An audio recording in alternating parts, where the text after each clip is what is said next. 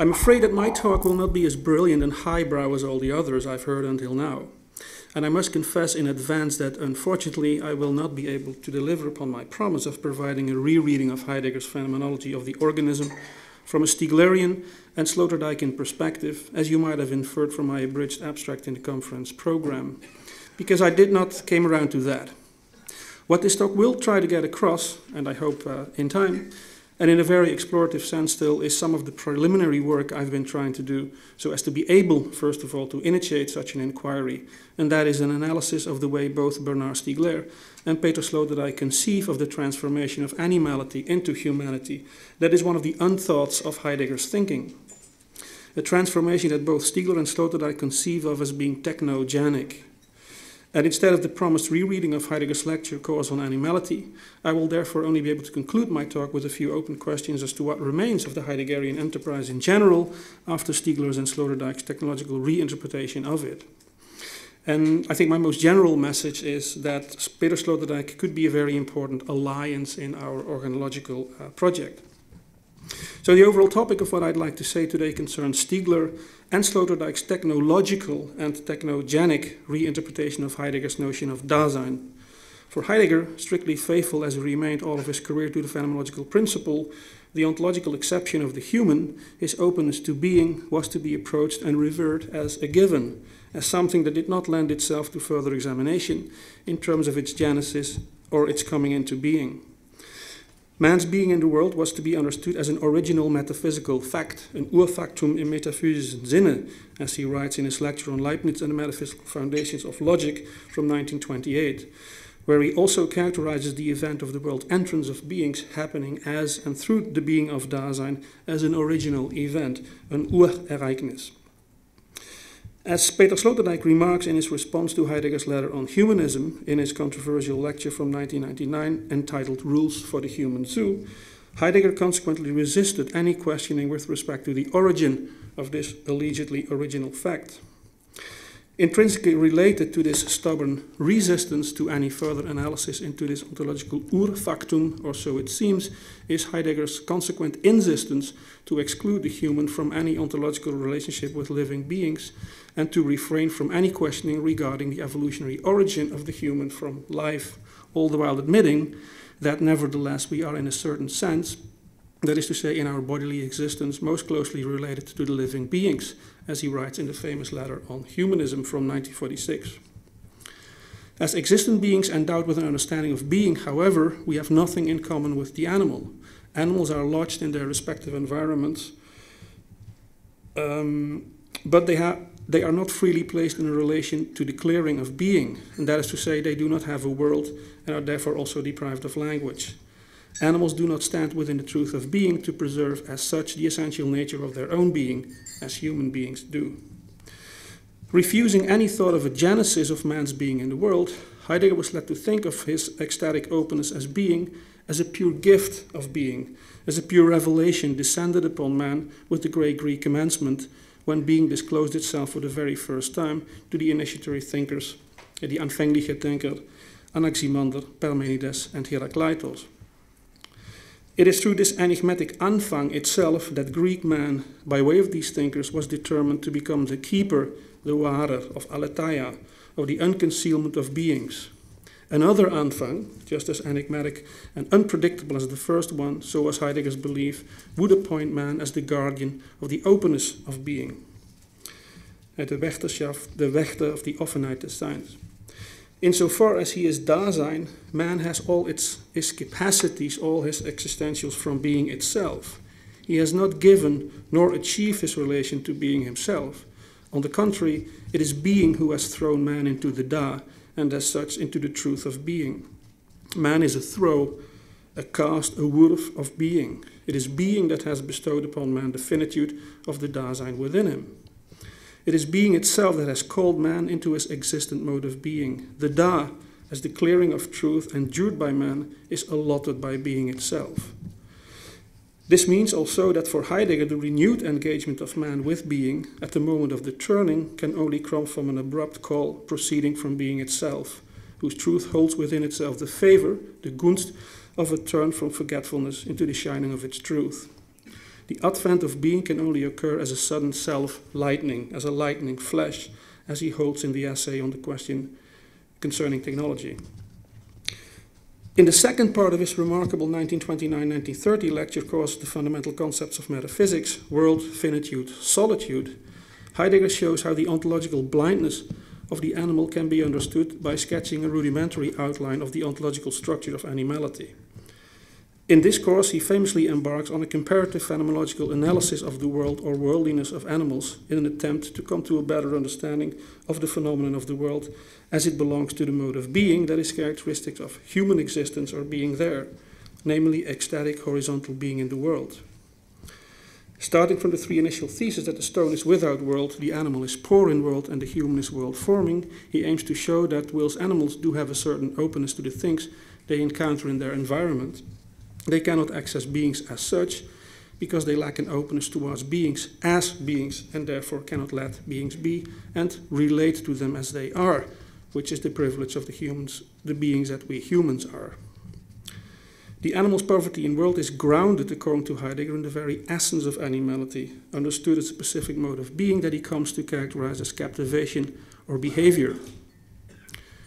Captivation is the animal's way of entering into contact with the things in its environment or its encircling ring, its umring, as a withholding of the possibility of openness toward beings, precisely in the being taken of its drives toward that which can inhibit these drives, through which it opens itself to that which is other. Animals do not have a world, they are captivated in their environments as a result of their inner being, which only allows them of being open to that which can enter as a stimulus into the encircling ring they surround themselves with and which they can never transcend. The driven, captivated connection of the animal to the things in its environment is not a real relating to beings or a letting oneself in with them, but one of elimination. Through this eliminative relation to its environment, the animal remains absorbed in itself, eingenommen, never able to ecstatically reach outside itself, like humans do. In these lectures, like in all of his other writings, Heidegger insists that humanity and animality are ontologically distinct and must be understood as two completely different modes of being that are separated by an abyss, an Abgrund. An abyss constituted by the ontological difference, which is constitutive for the being of the human, but is forever closed or inaccessible to the animal. He even assures us that no mediation in whatever sense can ever bridge this abyss, thereby positing an absolute discontinuity between humanity and animality that he persistently repeats in all of his works, most notoriously in the already mentioned letter on humanism from 1946, in which he claims that the human being, even in its bodily respects, is essentially different from an animal organism. In recent years, both Sloterdijk and Stiegler, each in their own way, have made an attempt to theorize the mediation between humanity and animality Heidegger deemed impossible. Both try to conceive of a process of evolution that could have led to the coming into being of man's openness to being, it as to the evolutionary transformation of a living being into an existent being. Both try to think, with but against Heidegger, the emergence of humanity as the emergence of the clearing, and theorize how a proto-hominid organism could have become a hominid, ecstatic creature open to the world. Both show, to a certain extent, that is, how the organs of that organism could have become the organs of the Lichtung, and for both it is technology, consistently disqualified by Heidegger as a threat to the openness of being, that mediates this process. Since my text is way too long, and I sincerely apologize for not having been able to condense it properly, I will consider Stiegler's epiphylogenetic account of this genesis of the clearing to be well known here in this audience, and therefore I will only discuss Sloterdijk, and that also very briefly, focusing on how precisely he conceives of technology or techno-evolution as what we could call the anthropo-aletheia-genetic factor that has been responsible for the emergence of the clearing of being into man as the transformation of a living being into an existent being. So I skip some paragraphs now. Sloterdijk's spheroimmunological reinterpretation of the clearing. In sharp contrast to Heidegger, for Sloterdijk, the conditions for man's openness for being can be traced back to his biology, be it less in a positive as in a negative sense. That is to say, they are partly rooted in his species-specific evolutionary trajectory and have to do, first of all, not so much with his biology as such, as with the failure of his biology, with the fact that man is a creature that is abandoned by his organic nature and that has failed to remain in his animal state. And this means primarily the fact that, as a biological creature, man is structurally and chronically immature. That is to say, characterized by neoteny, or the juvenilization of phenotypic characteristics, and by a premature birth. Like Stiegler, who does mention the concept of neoteny sometimes in reference to his notion of the originary default, but without delving more deeply into it, Sloterdijk claims that the biological notion of neoteny does provide a clue to man's exceptional ontological position. Yes, for him it is even the key to understanding man's being in the world. As he claims in Neither Son Nor Death, there is an intrinsic relation between immaturity and ontology. What has predisposed the human animal to become a world-open, world-disclosing, and world-understanding entity is a growing excess or surplus of animalistic immaturity. It is due to this immaturity, making him increasingly indeterminate, that the human animal kind of falls out of the functional circle that constitutes his Umwelt and gets thrown into the world in the ontological Heideggerian sense. This biological immaturity is itself a result of a process of domestication, of the self-domestication of the human within mostly self-constructed and self-maintained inner spaces or inner worlds that Sloterdijk in the most general sense calls spheres. Where Stiegler emphasizes the fact that man cannot be thought without his intimate coupling with technical artifacts, the what being just as constitutive for the who as vice versa, Sloterdijk points to the fundamentally spheric or intraspheric condition of all mankind and shows that the human cannot be thought without its spherical envelopes. Man is a sphere-abiding and sphere-constructing being, only fit for living intraspherical lives. And only as an intraspherical being can he also be the ecstatic being Heidegger claims he exclusively is. Most important here is the fact that Sloterdijk conceives of these immune spheres as anthropogenetic engines. In the core essay of his Heidegger book Nicht gerettet, Versuche nach Heidegger, The Domestication of Being, he calls them hothouses or incubators, in which men have bred and cultivated themselves due to the effect of a range of feedback mechanisms that have gradually de-animalized man and set him on the path of hominization. Man as an ecstatic being is a hothouse effect, the result of a process of self-breeding or self-domestication under the protective, insulating conditions prevailing within the spherical envelopes he has surrounded himself with. It is due to these highly improbable yet enduring conditions that the human could have allowed itself to fail as an animal, abandon its instinctive boundedness to an Umwelt, and let itself be thrown into the world, and owned, eignet, from then on by the event of being, supported by techniques, that is. Sloterdijk distinguishes four mechanisms that synergistically caused the hominization of our sphere-dwelling proto-hominid ancestors: insulation, elimination of the body, Körperausschaltung, which is a theory he derives from Paul Ellsberg, pedomorphosis or neoteny, and projection or the symbolic transfer of the known and the familiar unto the unknown and the unfamiliar. And he mentions cerebralization and neocorticalization as a fifth one, through which the effects of the other four are synthesized in an organ that specifically increases in response to these effects, the human brain. All these mechanisms, and Sloterdijk lays very much emphasis on this, generate an overall pampering effect, and Verwöhnungseffekt, on the biology, neurology, and psychology of the human organism. It is precisely in this pampering effect that the true secret of hominization resides,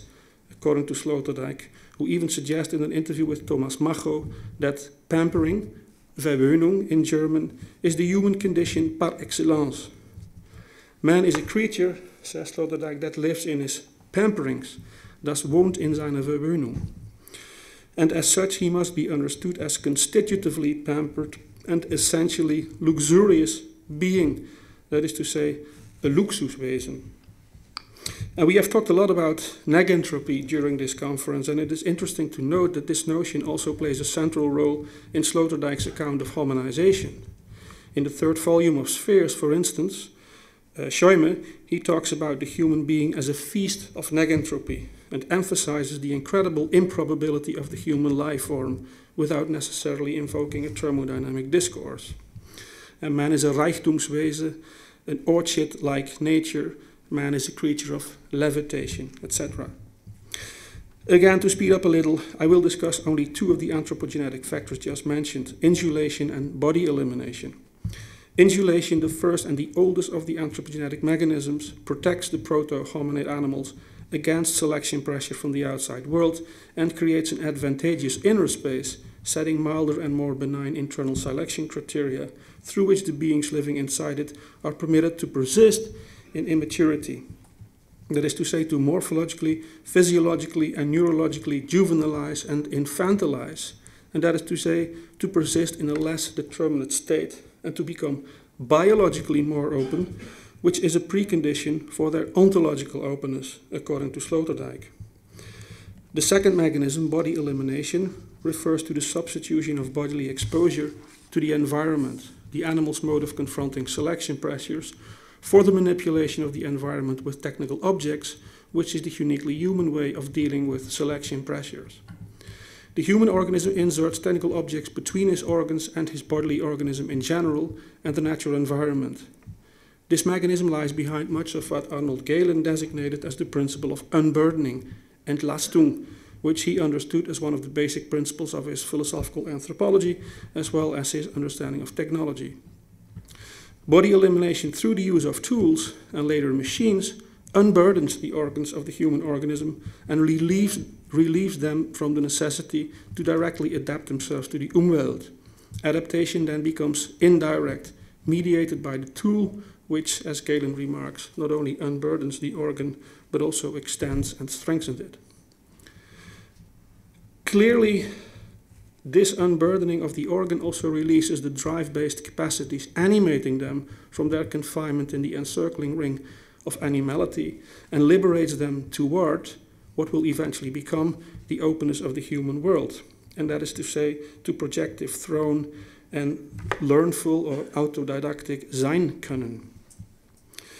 The elimination of the body crucially depends on a specific interpolation of the hand, or better, the handwards evolving paw of our proto-hominid ancestors, as an organ transductively refunctionalizing itself in relation to the technical organ it handles. More or less like Stiegler in the third paragraph of the first volume of Technics and Time, where the invention of the birth, where the invention or the birth of the human through technology is at stake, Sloterdijk imagines what he conceives to be the original scene of the clearing from an evolutionary perspective. This would be the sequence of events in which one of our ancestors, probably a predecessor of the Australopithecus type, already evolved towards an erect posture, picks up a stone in the way it feels most handy, and then uses it in such a way as to overwhelm some phenomenon in his Umwelt, be it through a throw in the distance or a blow in the vicinity. It is through this work of the first paw tool couple that the ontological niche of mankind opens itself in nature.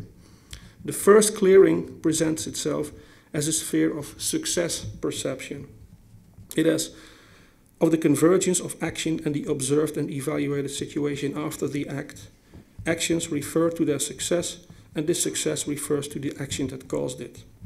As such, the clearing can be said to be a work of stones that become attuned to other stones, to emerging hands, and to things that need to be worked upon or hit in a certain way. In Stiegler's terminology, the clearing arises as a result of an emerging organological configuration. The original clearing is already a window of activity and success, a Tat-Erfolgsfenster, and this is why the late Heidegger fails to do justice to the clearing, according to Sloterdijk, when he preaches releasement and a humble, will-less insertion into the fourfold as the right attitude towards the clearing. At its very origin, at the moment of its initial emergence, the clearing was as such exclusively the space of technical success, a window in which technical manipulations of things and the offensive production of distance become observable. It becomes the field of aesthetic contemplation and meditation only secondarily, and not originally, as the late Heidegger seems to think, who is accused by Sloterdijk at some point of projecting the principle of tourism onto ontology. What the Stone Age has achieved in terms of the clearing is a distance to nature, through which the blowing up of the Umbelt towards world openness was enforced for the first time. It is our Paleolithic ancestors who first discovered the unconcealment of beings, and not the ancient Greeks. And so the Anfang of being lies far more back in the past. And like Stiegler and Leroy-Gourhan, Sloterdijk claims that language has accompanied the technical activity of our ancestors very closely and from the very beginning, principally as a medium, first of all, for expressing and representing technical success. Now, again, I skip some paragraphs and go to a kind of conclusion in which I ask how Heidegger's notions of Dasein and the clearing appear from a Stieglerian and or Sloterdijkian reinterpretation. First and most prominent, Stiegler and Sloterdijk teach that every clearing is a technical clearing, and that there is no light of being, no unconcealment, no appearing of entities as such in the light of truth without technical artifactuality, without an antecedent process of technical exteriorization, interiorization, as Stiegler would have it, or without a technically mediated process of distancing from nature and an anthropotechnically realized luxuriation and refinement of human biology, neurology, and psychology. That is to say, of the human organism. All disclosure of being and beings is a technical disclosure, and the clearing must be thought of fundamentally as a technogenic phenomenon. As such, it is a derived and not an absolutely original primeval fact, not the Urfaktum Heidegger held it to be. There is only man, and there is only being and the clearing, because technology, that is to say a process of techno-evolution, has brought both into being, produced both equiprimordially, to use a Heideggerian expression. As a consequence, the epochs of the clearing should be understood not as quasi-inexplicable free bestowals, freie Spenden, of the destiny of being, as Heidegger does, for instance, in the Principle of Reason, but as technical disruptions proceeding from a quasi-autonomous technical tendency calling for adjustments or negotiations on the bioanthropological plane, as Stiegler has shown most clearly in Technics and Time, volumes 1 and 2. Second, from an organological and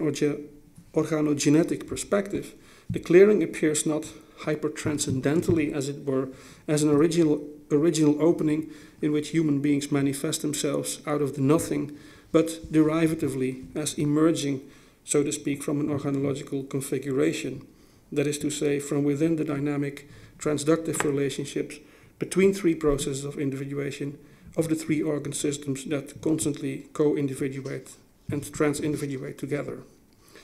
And this organological configuration is itself always a pharmacological situation that first of all inaugurates a terrain, a certain clearing in which they can be experienced as meaningful or not, and in which beings and being can appear as questionable. As Stiegler writes in What Makes Life Worth Living, Dasein is challenged or called into question by the pharmacological situation in which consists its original being and default, that is, its default of origin. Being there is questioned and questioning only insofar as it is prosthetic and because it is prosthetic. So the clearing is always conditioned and not purely conditioning, ontically conditioned, to use the Heideggerian terminology, by the organological configuration and the pharmacological situation it entails. There is no phenomenon outside of the pharmakon, and every phenomenology relies, as it were, on a pharmacology. Third, from the organological or organogenetic perspective, the clearing is explicitly conceived as something that is in a certain way constituted by the human organism, understood, of course, as an organological organism equipped by and over the course of its evolution drastically transformed by the technical organs to which it is transductively related, and not vice versa, as Heidegger claims. As Sloterdijk emphasizes a few times in his Heidegger book, the clearing must be understood as a proper capacity or Eigenleistung of the humanized organism itself. That is to say, as something that is cleared or opened up due to the plethora of effects of technoevolution engendered upon the organic, that is to say, organological, equipment of the human organism. As he writes in The Domestication of Being, what he, that is to say, man, becomes is conditioned by what he has ready to hand. Humanitas depends on the state of technology. This brings me to the fourth point, which is that Stiegler and Sloterdijk, in sharp contrast to Heidegger, who resolutely separated life and existence and denied any commonality between the human and the animal as to their respective modes of being, both retained for metaphysics, this is certainly at least how Heidegger would have perceived it, the idea that humanity is grounded in animality, that animalitas is still our most basic essence, with the proviso, of course, that we are thoroughly de-animalized animals that have become derailed from their animality to such an extent that they have maneuvered themselves in a situation of permanent crisis, much more determined by and occupied with their accidental features than their animal characteristics that always remain present somehow. Nevertheless, both Stiegler and Sloterdijk theorize existence as a certain form of life. Stiegler expresses this most clearly when he characterizes the human form of being, with reference to Georges Canguilhem, as a form of life, that is to say, as technical or technicized life, but nevertheless as life. In fact, everything Heidegger analyzed as existence and emphatically dissociated from the mode of being of life is put on the account of technology, so to speak. Dasein is, in essence, a technicized form of life. For both, this means that, contrary to what Heidegger frequently seems to suggest, Dasein is not just existence, but also subsistence. And it is the very same organs Stiegler emphasizes in the first chapter of What Makes Life Worth Living that are always and simultaneously at the service of both subsistence and existence, and consistence, or in other words, of the material economy as well as the spiritual economy. This is a quote by Stiegler, of course. The fifth point I wanted to make is that the organogenetic perspective on the clearing, because it explicitly links it to the human organ systems in their transductive relation with the technical organs and social organizations, allows one to bring this Heideggerian notion in dialogue with the brain sciences and more generally the life sciences. As Sloterdijk expresses it, the human sense organs and the human brain are organs of the clearing,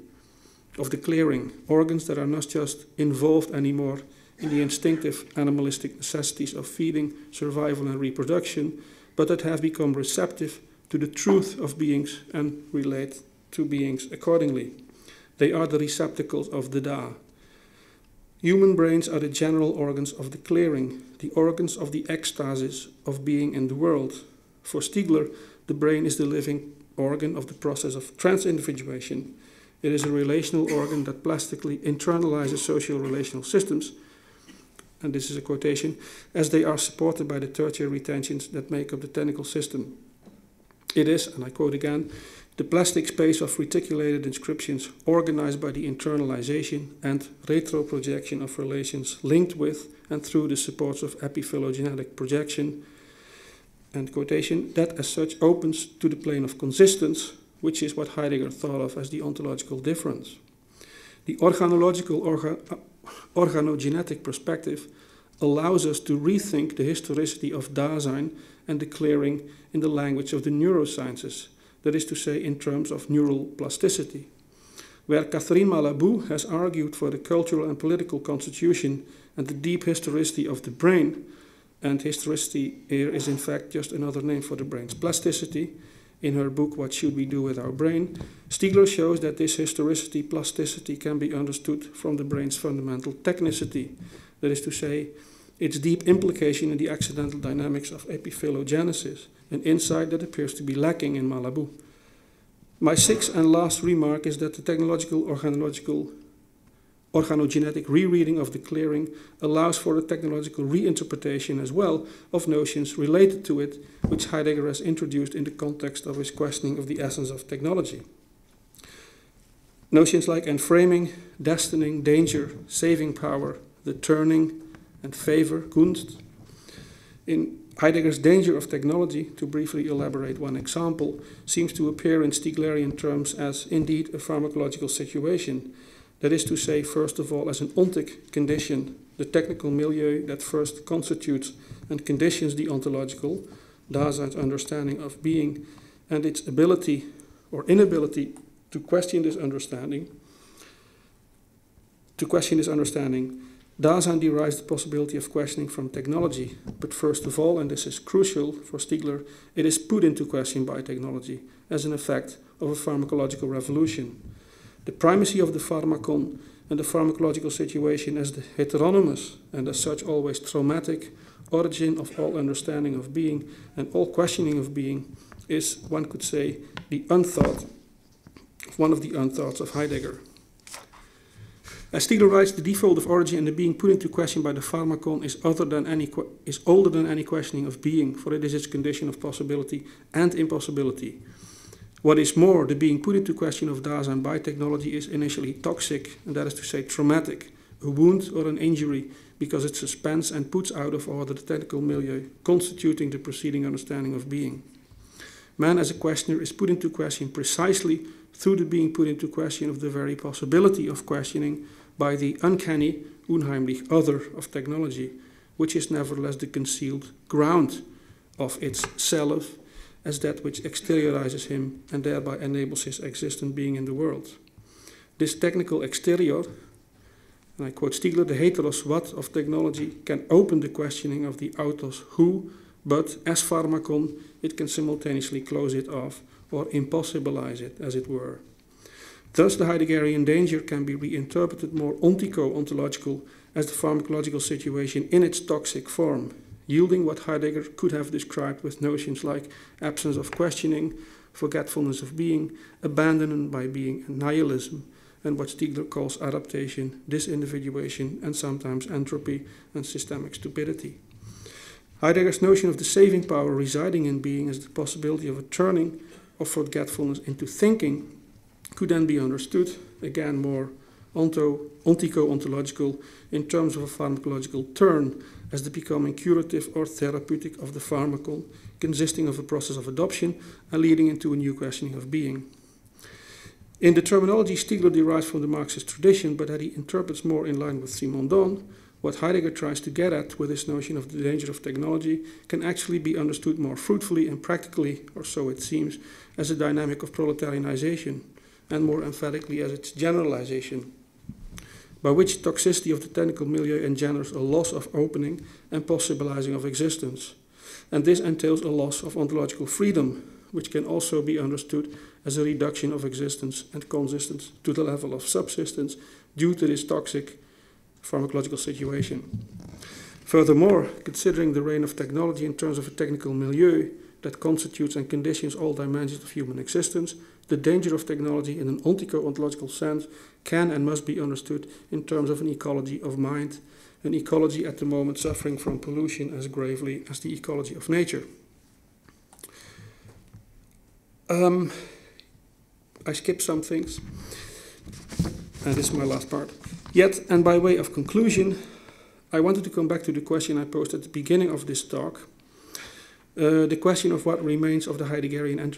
enterprise in Stigler and Sloterdijk, who both can be said to think with, yet also decisively against Heidegger. What remains of the radicalness of the way Heidegger wanted to rethink the essence of the human, of his carefully argued and grandiosely orchestrated thesis of the ontological exceptionalism of man as the place or the stätte of the clearing, of his resolute refusal of any anthropological, biological, or psychological contamination of his purely ontological approach toward man, of his insistence on the fact that the essence of the human cannot be understood on the basis of animalitas, and his claim that Dasein and existence are not in any sense founded on animality or life, and must be understood as a pure gift of being itself, since being could not in any sense be explained from beings. What remains of the Fragwürdigkeit of being as the most question-worthy, das Fragwürdigste, a worthiness, a Würdigkeit, depending solely on our worthying, würdiging of it, according to Heidegger, on our free decision to worthy or dignify it by questioning being. From this viewpoint, the urgent injunction to engage ourselves wholesale and unconditionally with the adoption of the digital pharmacon can only appear, or so it seems, as the continued and even more decided surrender to the imperative of enframing and anything but a genuine response to what Heidegger called the distress of being, the note des Seins. Sure, we learn from Stiegler that the question of being is always conditioned by the pharmacon, by a pharmacological situation, but what remains of the question of being sensu Heidegger under the digital condition? For sure, general organology aims to take care of our life, aims to take care of a life worth living, of inventing a therapeutics for the good life in the digital epoch, as it is referred to in ethical debates within contemporary philosophy of technology. But is there space within general organology for what Heidegger called the guardianship of being, the Wächterschaft or Hüterschaft des Seins, that we might translate as the care for being, which he considered to be the highest and worthiest essence of man, not as a living being, but as the mortal embedded in the fourfold. Also, as for Sloterdijk, his spheroimmunology is first of all concerned with the way the human life form organizes and guarantees its continuity, but does it care for being? And what remains in Stiegler and Sloterdijk of the Heideggerian notion of a radical new commencement, his hope or expectation of a neue Anfang? Are Heidegger's meditations on being and the clearing indeed, as Sloterdijk suggests several times, nothing but, and I quote, endgames of meditative thought, that we should leave behind us and honestly admit that we are forever and always doomed to technology, as he writes somewhere else, fairly acknowledging that, and I quote again, the depth of our future cannot be thought otherwise than as a complex of dimensions of growth of the artificial, and that we will forever and always have to reckon with the precedence of the will to artificiality before the willingness to submit to being. Stiegler says something similar in the very first sentence of his very first book, where he writes, "The object of this work is technics, apprehended as the horizon of all possibility to come and of all possibility of a future." To be sure,